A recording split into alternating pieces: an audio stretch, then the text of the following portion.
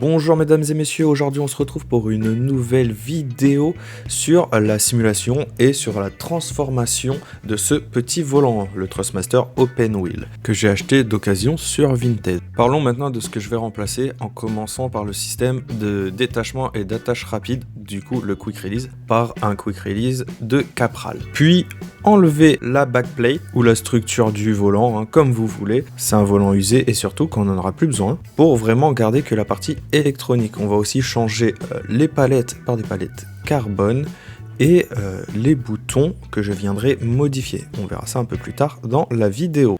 On passe maintenant tout de suite à l'unboxing de la pièce maîtresse qui est tout simplement le volant et les palettes qui viennent tous de chez Simpush. On va voir le volant juste après. Avant ça, on va commencer par les palettes et ses supports réglables via les 6 trous qui sont sur chaque support. C'est pour venir en fait accueillir ces deux magnifiques palettes en carbone. On a aussi une belle planche de stickers si on veut personnaliser un peu plus notre volant ou si on veut complètement enlever le style Huracan. On a ces beaux stickers. Et voici le beau volant.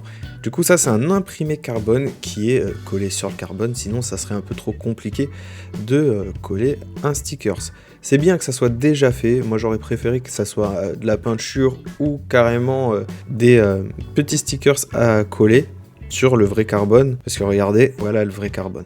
C'est plus joli, c'est vrai, mais je pense que c'est plus facile d'avoir une planche qui imite le carbone avec tous les détails du volant que de venir les coller soi-même.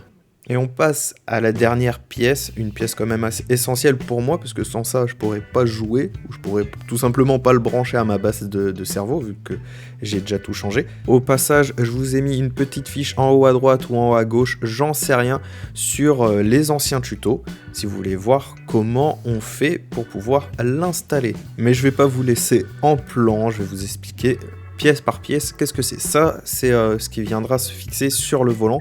C'est ce qui va remplacer en fait le gros bloc Quick Release de Thrustmaster. Viendra par la suite des entretoises qui ne sont pas obligatoires. C'est vraiment si vous avez du jeu dans votre installation. Les vis fournies avec, évidemment. C'est vraiment cool. La pièce noire qui est juste là, voilà, celle-là, c'est celle qui viendra se fixer dans le volant avant de mettre le gros bloc, grâce à toutes ces petites vis. Et la dernière pièce, celle que j'ai vraiment besoin. Alors, comment expliquer? Ce qu'on a vraiment besoin, attention, c'est juste une partie de cette pièce, mais on est obligé d'acheter tout le kit. Moi, je vais quand même remplacer la pièce là, la grosse pièce rouge sur mon volant. L'ancienne, elle est noire. Moi, je vais la mettre en rouge. Ce qu'on a besoin, c'est juste la petite partie en métal, si j'arrive à l'enlever. Voilà, cette partie-là. Nous, on a vraiment juste besoin de ça. Sauf que, comme je l'ai dit, il y a tout dans le kit. On ne peut pas dissocier les deux pièces. Ce que je veux dire par là, c'est qu'on ne peut pas les acheter séparément, car on en a besoin pour la foutre là-dessus. En tout cas, la petite partie grise pour mettre sur la grosse partie noire. Et bah, je dis let's go. C'est parti pour le démontage du volant. Pour ce faire, il nous faut quelques tournevis, dont une clé Allen ou un scipan pour ces 6 vis-là. Ensuite, on a besoin d'un cruciforme pour pouvoir enlever la partie électronique du Quick Release. Et bien sûr, un autre cruciforme pour pouvoir enlever tous les petits boutons du volant. En tout cas, de la partie électronique, mais ça, on y reviendra au fur et à mesure. Moi, je vais commencer à enlever les 6 vis. Je vous fais un petit accéléré. Et à chaque fois qu'il y aura besoin de tirer quelque chose ou de rajouter une précision, j'enlèverai l'accéléré.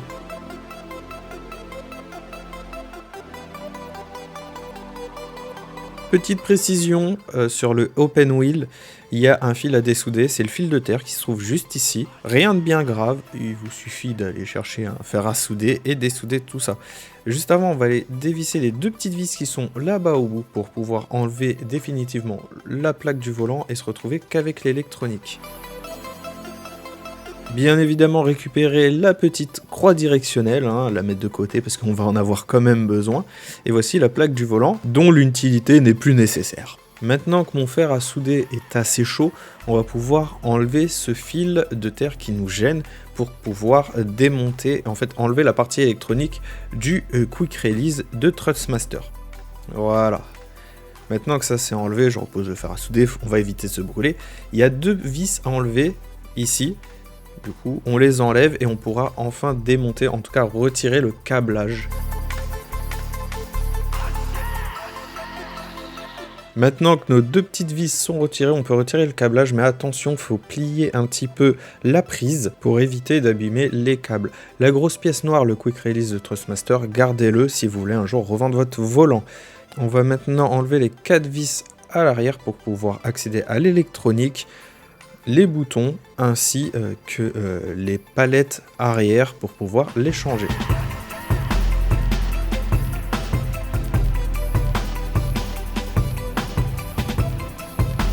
Une fois nos 4 vis de l'arrière enlevées, je vous conseille de prendre une photo à partir de maintenant, car ici, il y a plein de vis. Comme on peut voir, c'est celles qui tiennent les palettes. Du coup, on va les enlever pour pouvoir accéder à la deuxième partie, là où il y a les ressorts.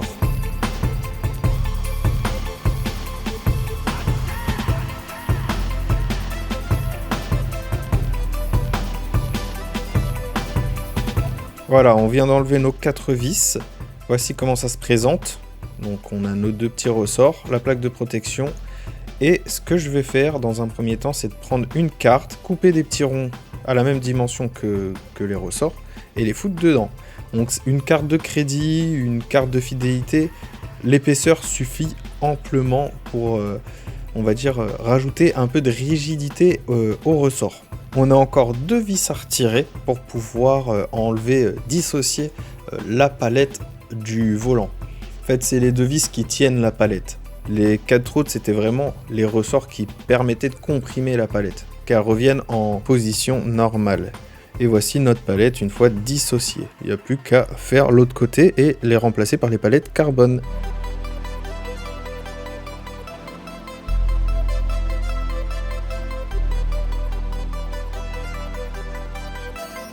Ok, j'ai mon corps à nu maintenant. J'ai tout enlevé. Il n'y a plus qu'à passer à la partie électronique pour pouvoir enlever les boutons.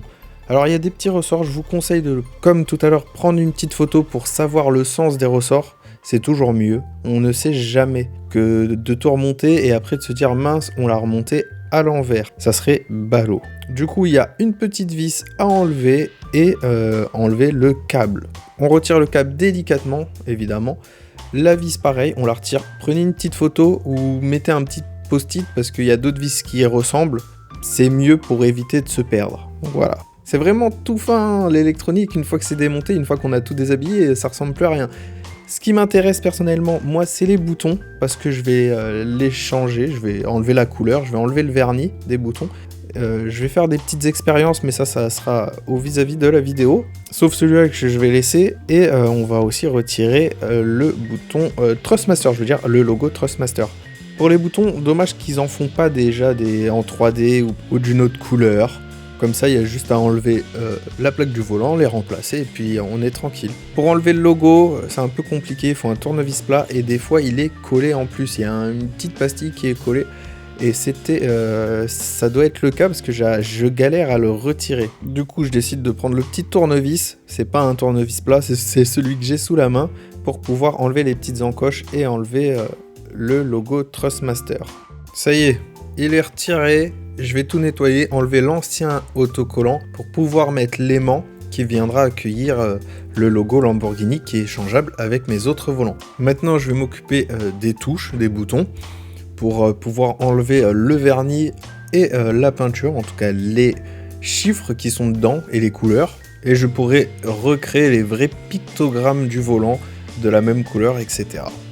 Et pour ce faire, j'ai besoin du papier de verre.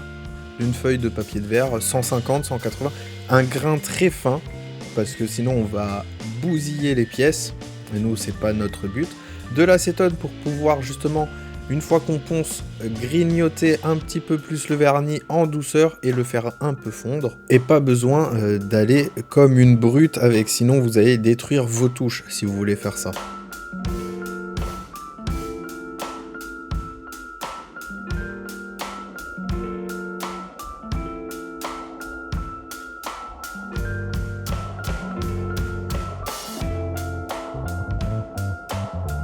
Voici le résultat final après le ponçage et quelques coups d'acétone pour pouvoir lisser le plastique et que ça se voit pas trop.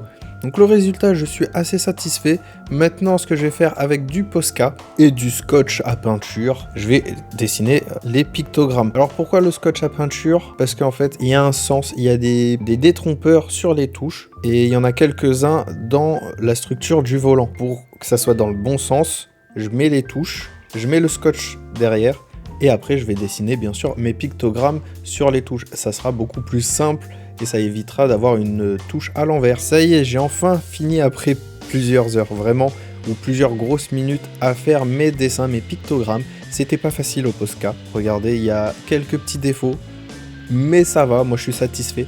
Du coup après j'ai passé une bombe de vernis brillant parce que j'avais plus de vernis couleur satinée. On peut commencer à l'étape de remontage. Je prépare toutes les pièces et on y va.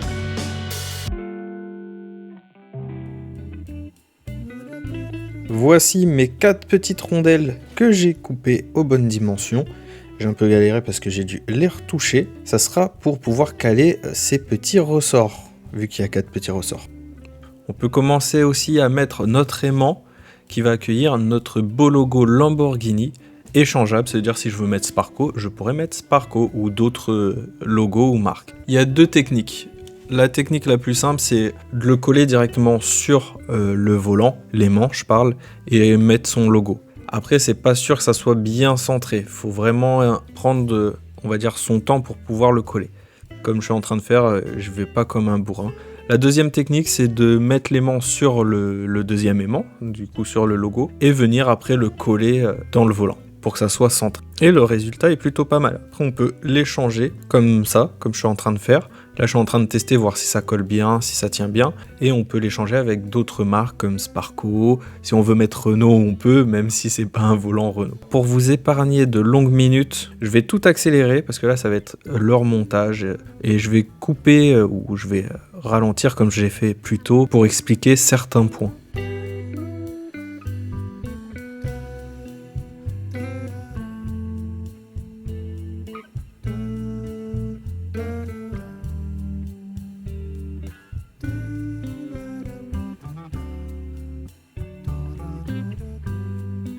Ça y est, on arrive à l'étape où on met nos 4 petites rondelles en plastique d'épaisseur de carte de crédit usagée ou de carte fidélité qu'on n'en a pas besoin. Et on vient ensuite mettre nos 4 ressorts. C'est quand même une opération assez délicate au moment où on les remettra en place parce qu'il faut tenir les ressorts, faut pas que ça tombe, etc. Ça va être un peu relou. On va remettre maintenant les nouveaux supports des palettes au volant. Il y a un sens, vous pouvez pas vous tromper. Une fois que vous avez pris votre petit support et votre petit cache, il y a une petite croix toute seule en dessous. C'est celle qui ira dans le petit trou du truc de la palette, là, le petit trou. Les 3 croix doivent être vers vous. Si vous avez pris des photos lors du démontage de votre volant, utilisez ces moyens pour revérifier si vous remettez tout dans le bon sens. Si vous changez bien sûr certaines pièces.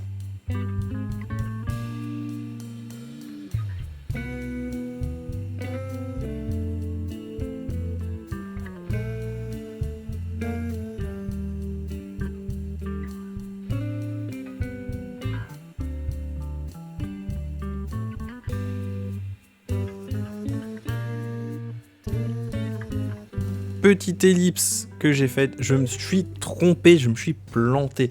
Donc pour vous montrer, j'ai mis en fait les 4 grandes vis noires qu'on dévisse pour accéder justement à la partie électronique, alors qu'il fallait juste mettre cette grande vis. Attention, il y en a 3, hein. Il y en a une très grande, un peu plus large que les autres, et il y a les 2 petites qui sont pour la partie électronique qu'on va fixer, la toute dernière, le câblage qu'on a vu en début de vidéo. Partie câblage qui est là. Du coup, je vais finir de remonter tout ça, toujours en accéléré, parce que c'est vraiment énormément de temps, vu que je filme en même temps, je prends mon temps, j'ai fait des erreurs. Du coup, c'est parti, let's go, à tout de suite.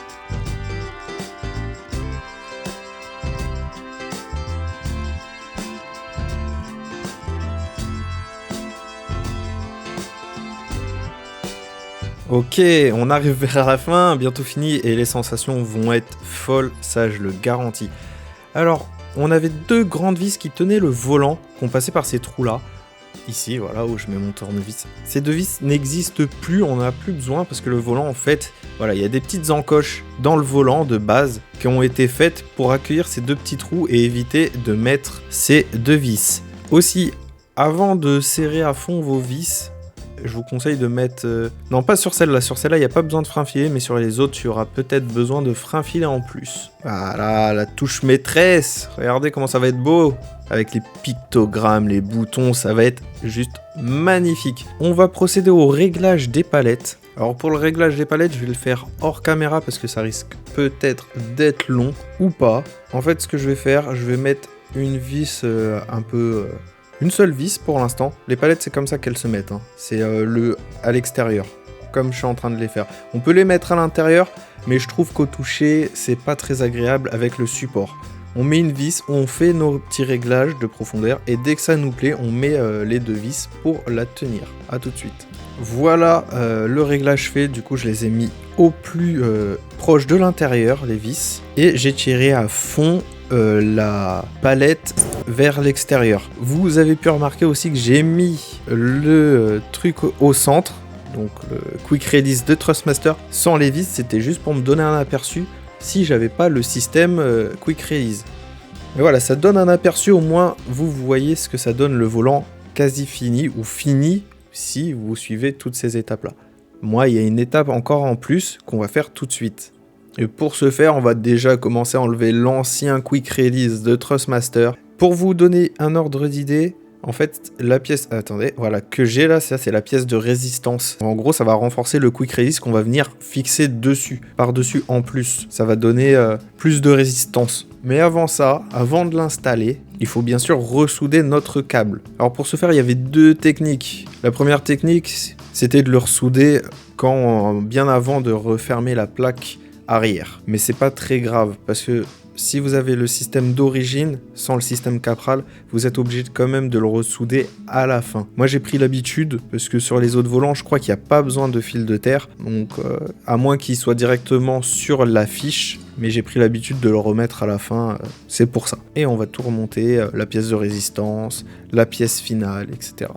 Ok, maintenant on va prendre notre système de Quick Release. On va enlever la plaque en plastique qui est au milieu. Pas très compliqué, hein, ça part à la poubelle. Du coup, vous pouvez l'éclater, il n'y a pas de souci, hein, pas besoin de faire ça propre. Juste n'abîmez pas le métal, le système. Il y a aussi une bague à enlever au milieu. Ne vous blessez pas. Et après, vous pouvez y aller au tournevis comme vous voulez pour enlever la plaque du milieu.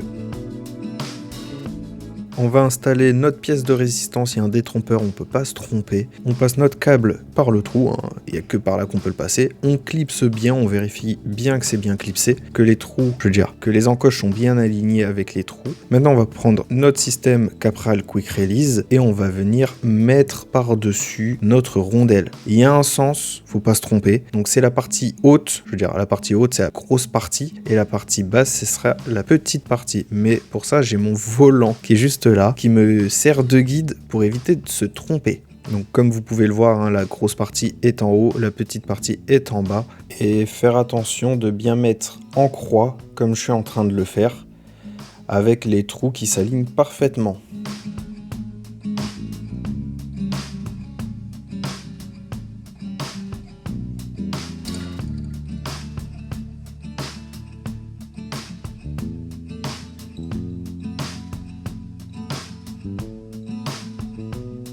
Maintenant on passe à vraiment la dernière étape, c'est on doit repasser le câble dedans, ça a été calculé pour, donc on le glisse dedans, toujours la partie haute grosse en haut et la partie fine en bas. Là aussi il y a un petit sens, attention faut pas se tromper, je vous montre ça de plus près.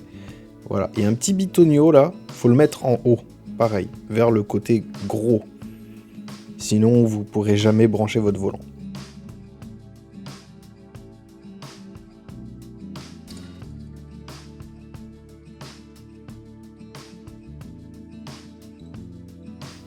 Et ça y est, le volant est fini, il est magnifique, tout en carbone, sauf les parties plastiques bien évidemment. Au total, il fait grammes au lieu de 864 grammes. Du coup, on gagne en poids. C'est pas le vrai volant Huracan parce que l'électronique du TM de l'Open Wheel ne le permet pas, tout simplement. On se retrouve tout de suite sur le simulateur pour voir ce que ça donne. Et voici le résultat final. Un beau volant custom posé sur la base du Thrustmaster avec tout le mode installé de Quick Release rapide, d'attache ou de détachement rapide. Regardez, en 5 secondes, je l'ai détaché. Franchement, rien à dire.